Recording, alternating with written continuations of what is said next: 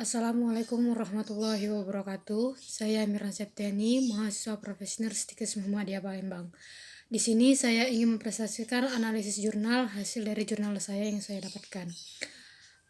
Yang pertama-tama itu dari hasil pengajian saya dari kasus tersebut saya mendapatkan bahwa Tuan T ini terjangkit penyakit diabetes mellitus.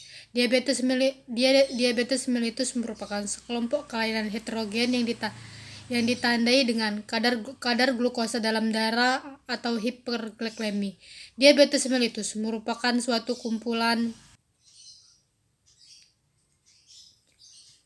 Diabetes mellitus adalah suatu kumpulan gejala yang timbul pada seseorang yang disebabkan oleh karena peningkatan kadar glukosa darah akibat kekurangan insulin baik absolut maupun relatif. Rumusan masalah, bagaimana terjadinya diabetes mellitus? Apakah penyakit diabetes mellitus bisa sembuh?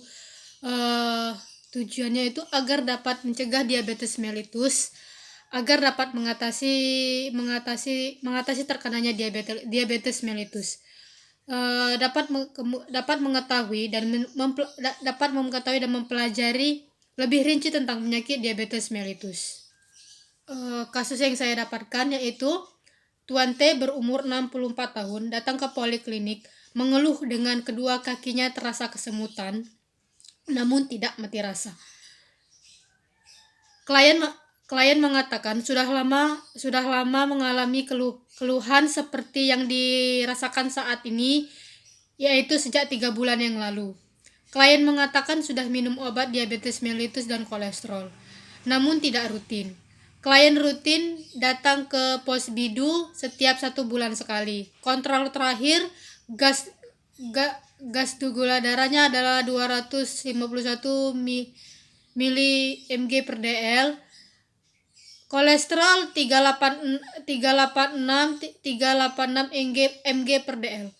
Obat yang diminum oleh klien yaitu Metropin 500 mg 3x1 dan Simvastatin 10 mg 1x1.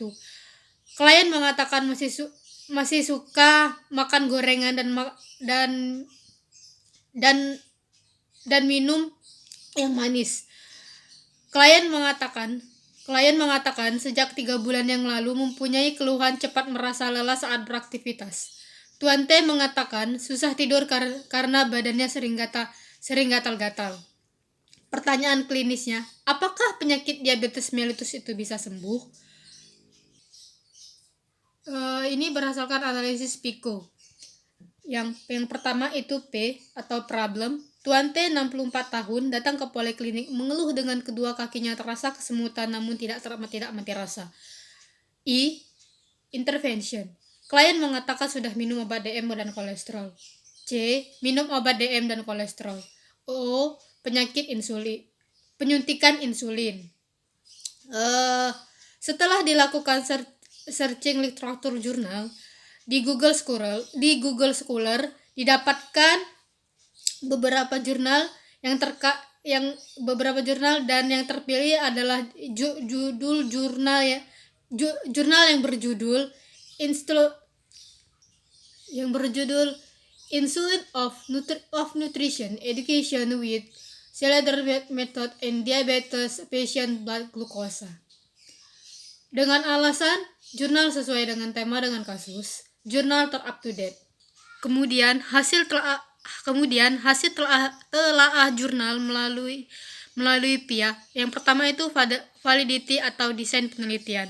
Desain penelitian dari jurnal yang saya dapatkan digunakan dengan penelitian ini adalah dengan pre-test eksperimen dengan desain dengan one group pre-test dan post-test, yaitu dengan melakukan pre-test terlebih dahulu sebelum diberikan intervensi, kemudian setelah diberi intervensi diberikan post-test. Pilihan desain ini untuk mengurangi dropout responden selama proses intervensi. Penelitian ini juga di follow up untuk mengetahui ketepatan dan intervensi metode kalender. Kemudian validity. Dari hasil penelitian dari jurnal ini adalah Pada tabel 1 menunjukkan bahwa sebagian besar responden berjenis kelamin perempuan 81% dengan usia rata-rata 57 tahun.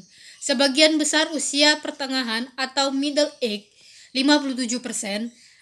Latar belakang pendidikan responden sebagian besar adalah tamat sekolah dasar 52%.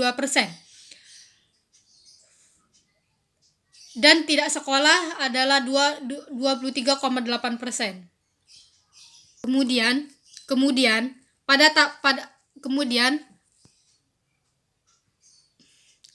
pada tabel 3 glukosa darah responden sebelum diberikan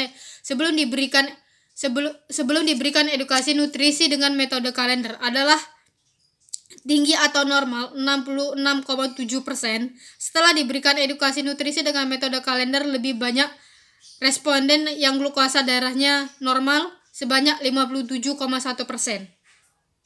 Kemudian applicability.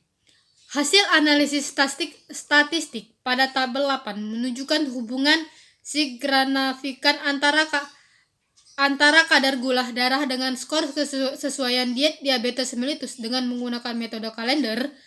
Perubahan kadar glukosa darah dalam penelitian ini dapat dipengaruhi oleh penerapan 5 pilar manajemen diabetes, yaitu faktor kepatuhan dalam menjalankan terapi diet dengan metode kalender, kepatuhan minum obat. Kemudian kesimpulan dari jurnal ini adalah kadar glukosa darah dalam darah sebelum dan setelah diberikan edukasi nutrisi dengan metode kalender terdapat perubahan yang signifikan dengan hasil 16 responden mengalami penurunan kadar glukosa darah dan 5 responden mengalami peningkatan kadar glukosa darah setelah diberikan intervensi. Pola kesesuaian diet sebelum dan setelah diberikan edukasi nutrisi dengan metode kalender, terdapat perubahan signifikan dengan hasil 21 responden menunjukkan perubahan dalam pola diet menjadi lebih baik dan tidak ada yang lebih buruk dari pola dietnya. Perubahan kesesuaian diet pre-test, follow-up, dan post-test terdapat perbedaan dengan signifikan. Hubungan antara dengan menggunakan metode kalender dengan kadar gula glukosa darah sewaktu-waktu terdapat hubungan dengan signifikan. Terima kasih. Mungkin ini saja yang saya dapatkan, analisis presentasi jurnal yang saya dapatkan, dan saya akhiri. Terima kasih dan saya akhiri. Wassalamualaikum warahmatullahi wabarakatuh.